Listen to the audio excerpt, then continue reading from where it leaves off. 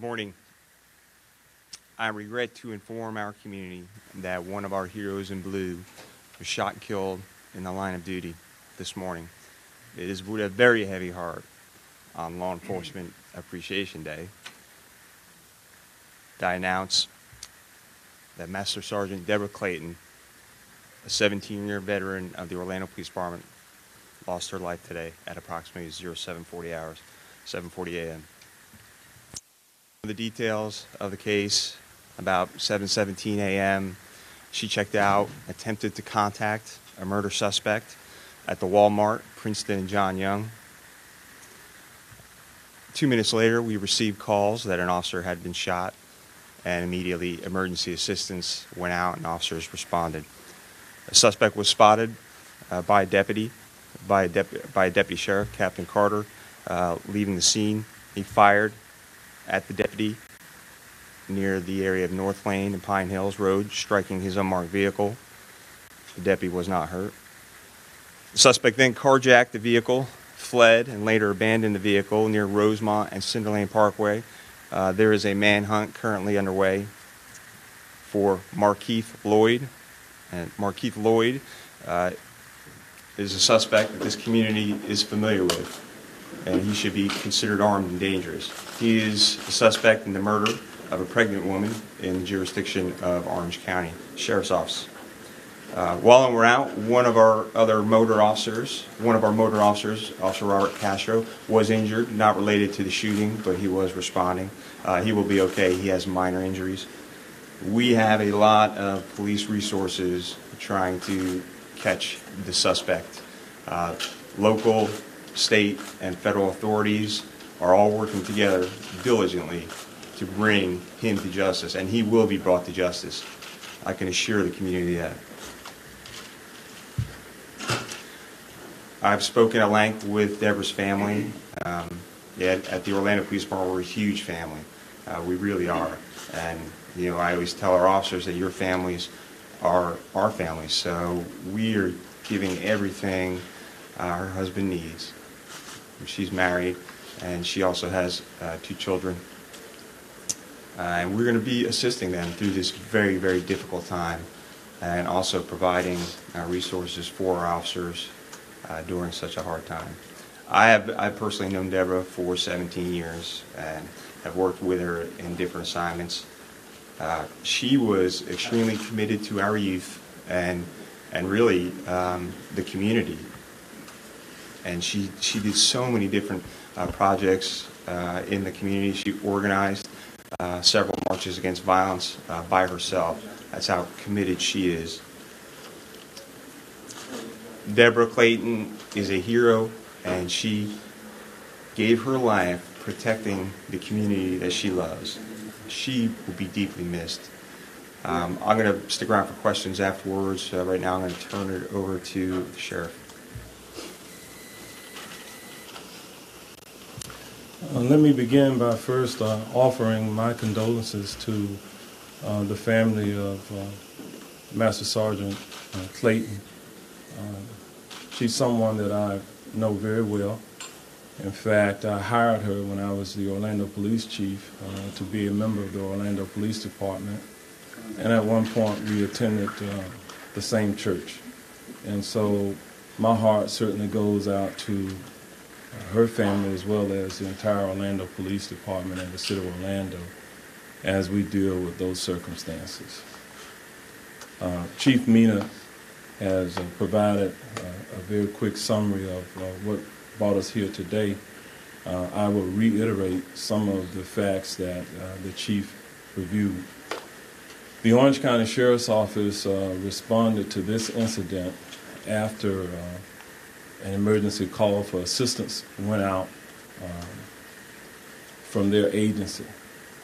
We had numerous members of my agency respond to this incident that started for us at about 7:19 this morning after a suspect description was put out. Based on the vehicle description, one of my captains from the agency was responding into the area, observed a vehicle matching the description traveling at somewhat of a high rate of speed. The captain did a U-turn, and the individual fled from the captain, also fired at least one shot at the captain, which is why we now also have charges pending for the subject for attempted murder of a law enforcement officer from that scenario. As we kind of move forward today, the chief indicated that we have a significant manhunt underway in the broader Pine Hills area. I'm going to ask the citizens and the other members of the public who are in that area to understand that there's lots of law enforcement officers there.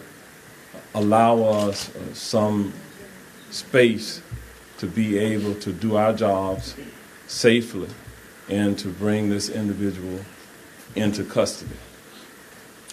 I say that because this morning we've had several other law enforcement officers who have been injured as they have been pursuing this individual. Sadly, I have to share with you this morning that in my nearly 36-year career, this is probably one of the toughest days for me in my career. Because not only did we lose an Orlando police officer today, we lost an Orange County deputy sheriff as well, who was traveling on his motorcycle as a result of these broad efforts that we have underway. A motorist turned in front of him based on eyewitness testimony. He had a green light. He was not traveling at any inordinate rate of speed. He was transported here to Orlando Regional as a trauma alert. And I have to say to the physicians here, we appreciate their efforts because I saw the sense of urgency with them, and I know that they gave everything that they could to try to save the life of one of my deputy sheriffs who unfortunately did not survive his injuries. I'm not going to identify that deputy sheriff at this time because he's a single deputy sheriff without family here in the area. Family is in another location, and we're working with the authorities there to make the announcement and make contact with his family. So we will not release his information until after that has taken place. And so for all of the Metro Orlando area, for Floridians, for people in this nation today, to lose 2 law enforcement officers during this Law Enforcement Officer Appreciation Day is indeed a tragedy. Again, I reiterate that we still have work to do to try to locate the subject that is responsible for this incident.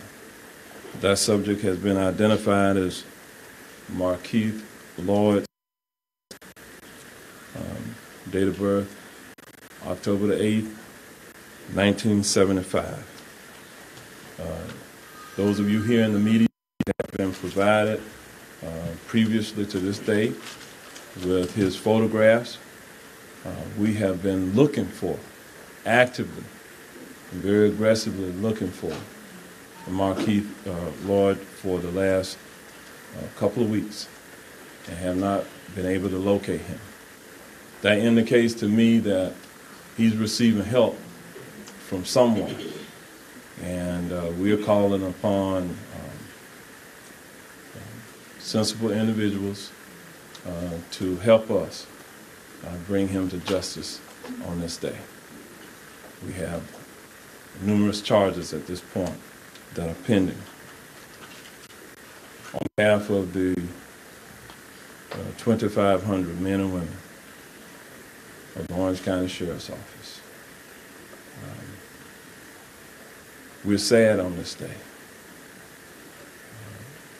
for many reasons. We still have to work, and I know in looking in the eyes of my staff, they are 100% committed to continuing to do their jobs to keep this community safe. God bless you all.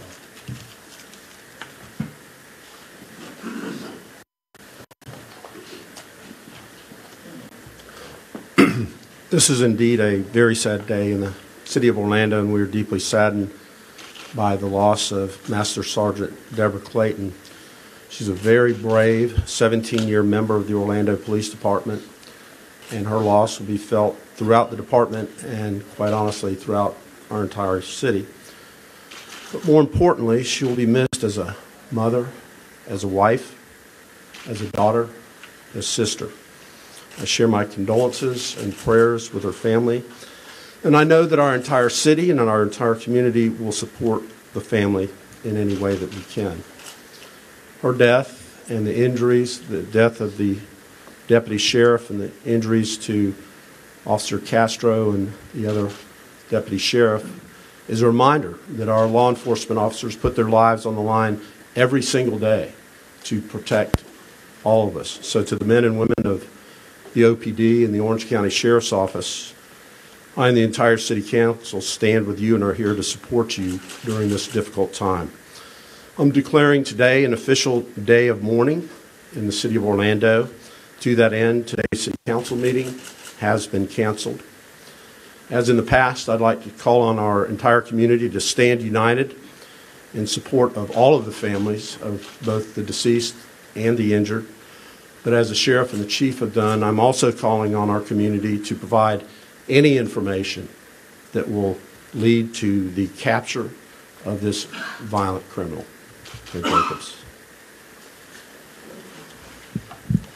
I, too, would like to express my condolences to the families of our lost law enforcement officers.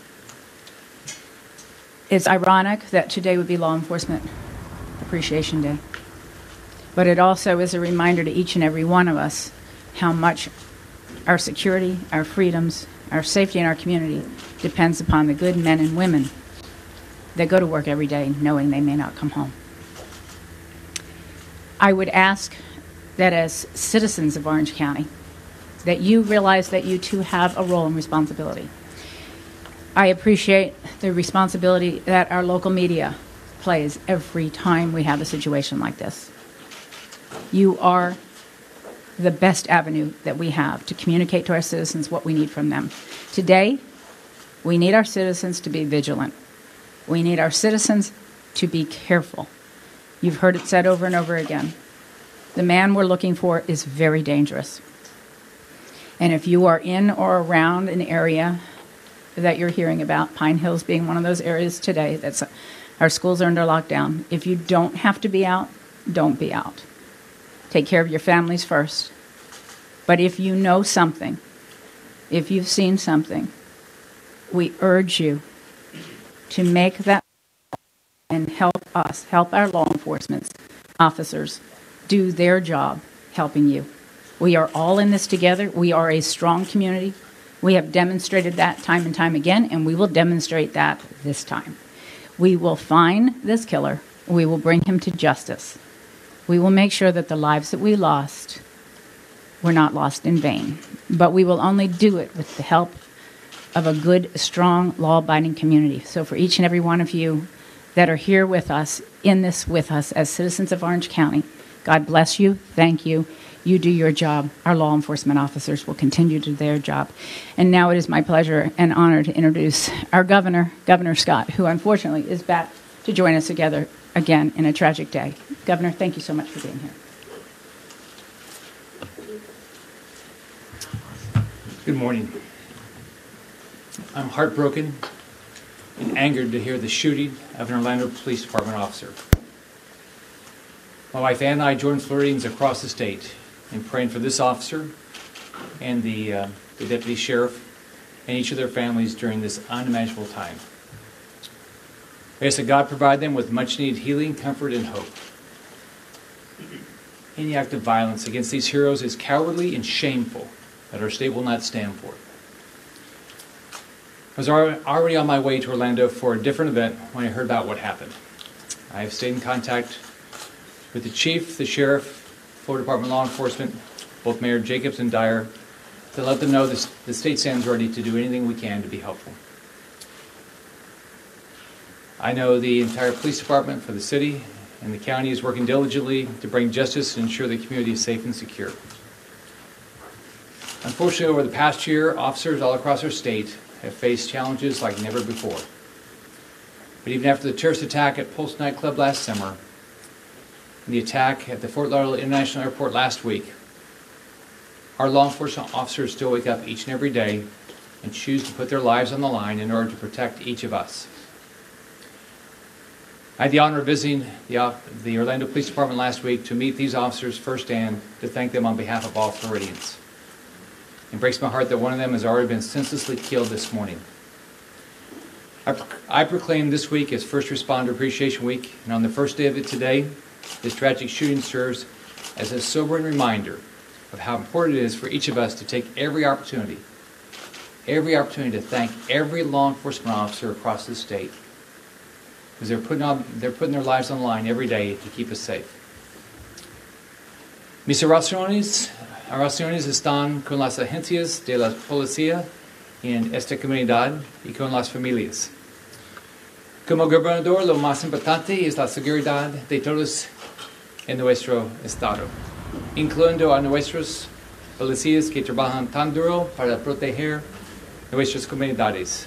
El estado de la Florida va a seguir apoyando a los policías. We'll take some questions now. Chief, can you talk about the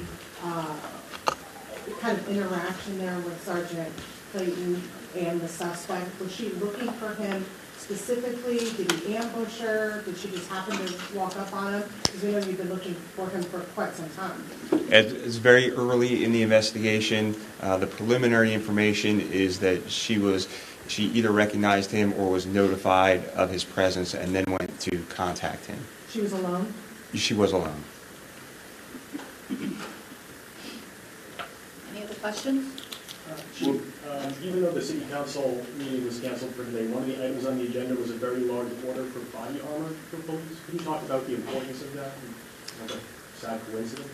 Well, certainly that purchase of that body armor was for shortly after the officers being killed in Baton Rouge and Dallas. We wanted to give our officers additional protection beyond the body armor that they wear every day. So in the event they went to a call involving a rifle, something that could penetrate the vest they wear every day, we ordered armored plate carriers that they can throw on top of the vest they already wear to respond to those incidents, as well as Kevlar helmets. Can you give an update on the manhunt? How many deputies and officers have responded, and do you think you know where he is, and it's just a matter of flushing him out, or just give us an update of where things are? There are hundreds of officers and deputies working. The Florida Department of Law Enforcement is working with us. The FBI is working with us, as well as some other federal agencies to locate him. We believe we had him narrowed down to a certain area. That's unclear at this point, but we are still continuing our efforts, and there'll be a large law enforcement presence in that area until we can determine that he is not there. Chief Ina, can you again walk through the moments of Officer Clayton seeing the suspect? You said either being notified of him or aware of his presence, the moments right after that?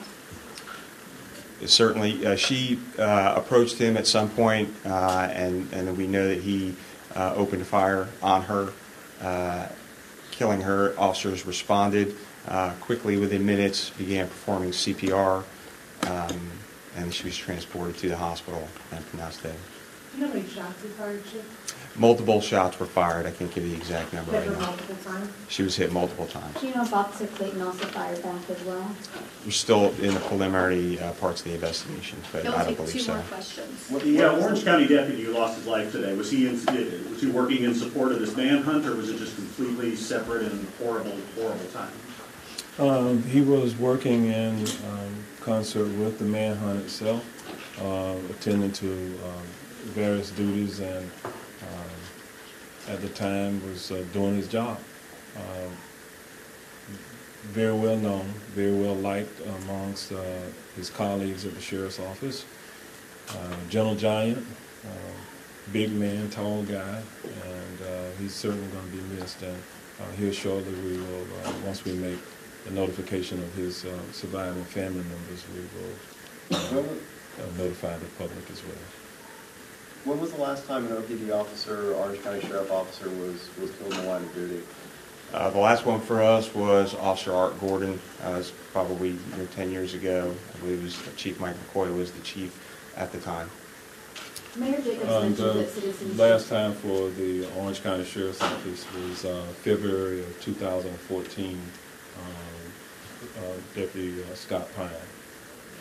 Mayor Jacobs mentioned that citizens should be vigilant and careful today and try to stay indoors if they can. Would you guys echo that? What's your message to the citizens? Yeah, what I would tell you is that the community is safe. In the area in question where we are focusing our manhunt, we just need an abundance of space there.